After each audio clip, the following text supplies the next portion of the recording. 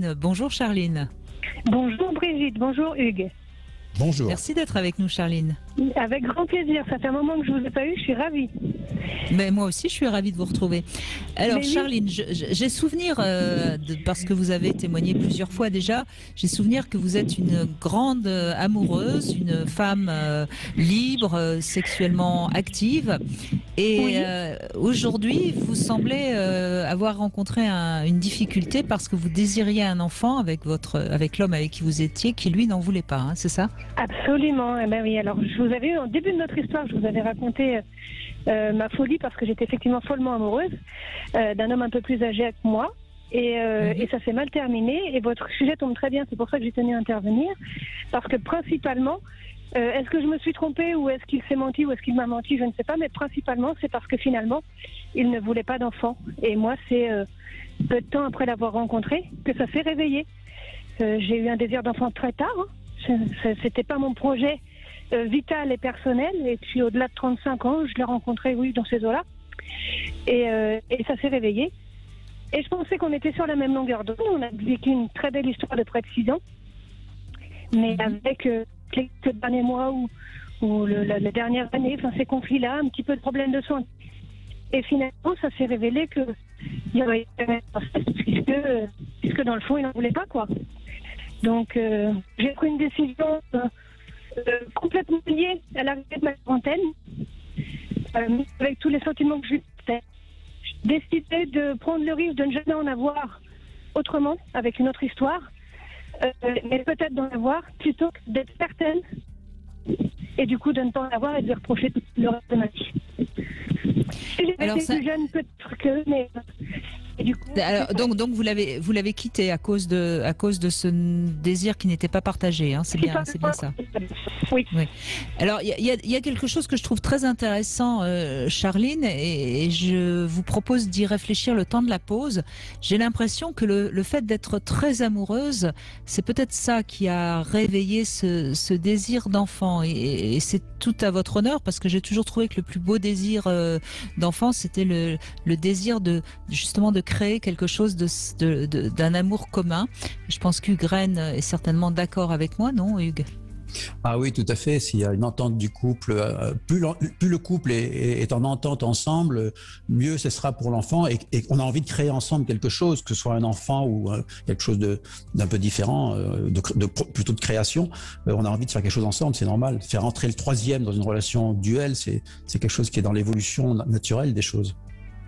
Sauf que là, évidemment, le compagnon de Charline n'était pas d'accord. On se retrouve dans un instant, Charline, et vous nous répondrez si en effet le fait d'être amoureuse a réveillé ce désir d'enfant. On se retrouve tout de suite. Hugues Rennes est avec nous. Vous travaillez beaucoup sur le désir d'enfant, le non-désir d'enfant, l'incapacité à en avoir, la possibilité à élaborer justement ce désir d'enfant. Et on peut vous retrouver bien sûr sur votre blog où vous donnez énormément de conseils. Pour l'instant, c'est Charline qu'on retrouve. Alors Charline, qu'est-ce que vous en pensez de ce que je disais, que peut-être le fait d'être très amoureuse, c'est ça qui aurait éveillé votre désir d'enfant ? Eh bien, je pense que, me concernant, hein, évidemment, c'est pas pareil pour toutes les femmes, mais je pense que vous avez tout à fait raison, puisque ce désir d'enfant m'est arrivé drôlement tard, quand je l'ai rencontré. Et si ça avait été autre chose que ce fol amour, ça serait peut-être venu avant.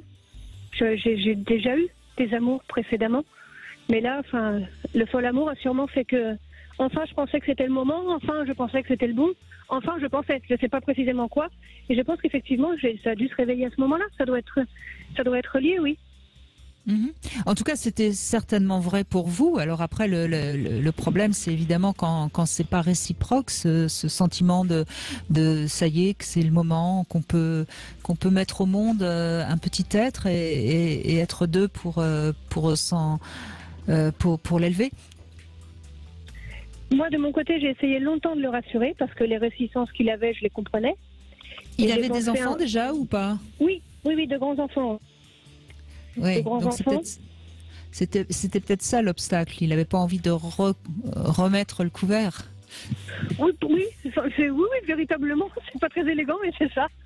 Ouais, c'est que oui, effectivement, peut-être qu'arriver à 50 ans, c'est plus compliqué pour certains hommes. Donc je pense que oui, c'est ça.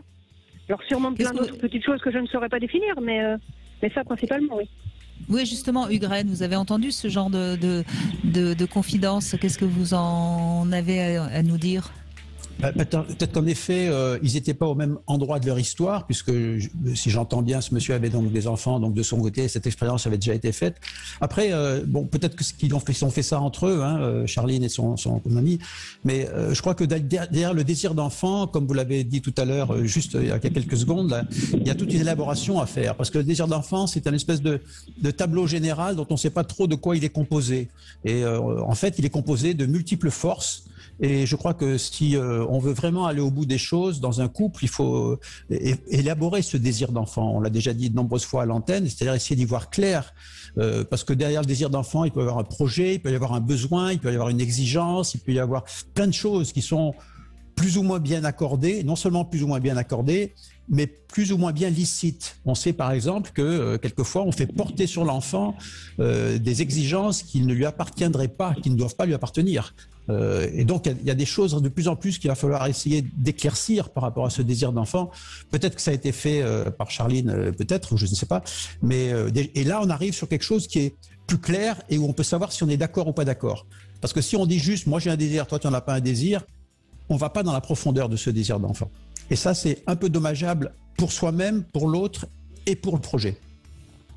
Alors aujourd'hui, Charline, vous avez encore ce désir d'enfant, vous espérez, ou vous en avez fait le deuil ? J'en ai pas fait le deuil.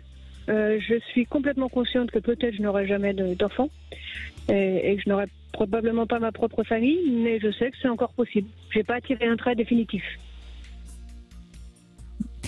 Donc vous espérez rencontrer un homme avec lequel vous pourriez avoir à nouveau ce sentiment, ou vous avez envie peut-être de l'avoir seul, comme c'est le cas maintenant pour certaines femmes ? Non, pas du tout, parce que ça ne me correspondrait pas. Si c'était avoir un enfant pour un enfant, j'en aurais déjà eu quelques-uns, sûrement. Ça n'a jamais été ma philosophie, donc non, un enfant seul, non, c'est certain. D'accord. Vous savez qu'on fait une grande différence maintenant entre avoir un enfant et avoir une famille. Et d'après ce que j'entends, Charline, vous, c'est plutôt avoir une famille au sens, voilà, qu'il y a quelque chose qui est plus large que simplement avoir un enfant. Mais c'est ça, exactement. C'est peut-être que justement. Tout compris, c'est une famille. C'est ce qu'on ne retrouve pas trop. C'est quelquefois dans l'exigence d'avoir un enfant et qui est dommageable pour tout le monde. Je crois que vous faites plaisir à Hugues, Charline, en disant ça. Très bien. Très bien. Nous nous étions rencontrés lors de vos émissions de nuit une année. Et je me souviens que c'était Hugues, votre invité. J'étais venue, voilà, je me souviens. Et quand j'ai entendu que c'était Hugues, j'étais contente de vous avoir. C'était chouette. Ça m'a fait plaisir. Mais voyez, Charline, moi j'ai envie de réagir justement sur la difficulté que rencontrent les femmes dans leur vie, parce qu'au fond, vous vous êtes épanouie, vous êtes construite. Et au moment où vous êtes prête à fonder une famille, et c'est joli comme expression, eh bien, l'horloge biologique a déjà bien tourné, et donc c'est pas sûr que vous puissiez y arriver. Absolument. Et c'est là où je trouve que c'est assez compliqué pour les femmes aujourd'hui. Avant, les femmes, de toute façon, comme il n'y avait pas de contraception, elles étaient enceintes, souvent malgré elles d'ailleurs, et les enfants étaient là, et il y en avait même parfois trop. Donc on voit bien comment la société aujourd'hui à la fois facilite la vie des femmes, et puis quelque part complique un peu les choses en ce qui concerne la notion de fonder une famille. Vous voyez ce que je veux dire, Hugues? Bien sûr. C'est un vrai débat. Oui, mais on est dans une nouvelle période. Alors vous me direz, elle a déjà commencé il y a longtemps, mais on vit beaucoup plus tard et en très bonne santé. La ménopause, pratiquement, c'est une période qui arrive très très vite. Et même parce que je parle de la ménopause, parce que derrière, c'est encore plus compliqué d'avoir des enfants. Et comme vous le suggériez, Brigitte, eh bien, la fertilité baisse avant la ménopause et bien avant. Et donc, la question du désir d'enfant doit se poser relativement tôt si on veut le faire dans des conditions relativement physiologiques. Mais donc, on arrive à une nouvelle période où il va falloir réfléchir. Et je crois que c'est tout le monde parle actuellement, et j'y crois totalement, qu'il va falloir trouver un nouveau paradigme, de nouvelles bases de notre société, et la façon dont on va réfléchir la place de l'enfant, et la façon dont on va réfléchir l'après-enfant, que ce soit pour des femmes qui n'auront pas d'enfants, ou des femmes qui auront déjà eu des enfants et qui seront au parti, parce qu'ils seront allés faire leur vie. C'est pas parce qu'on a eu des enfants et qu'on a une ménopause ou qu'on est en préménopause qu'on n'a pas droit à toute cette création qu'on a évoquée ensemble, Brigitte. Et vous savez à quel point, dans mon esprit, la procréation n'est que préparation à la création.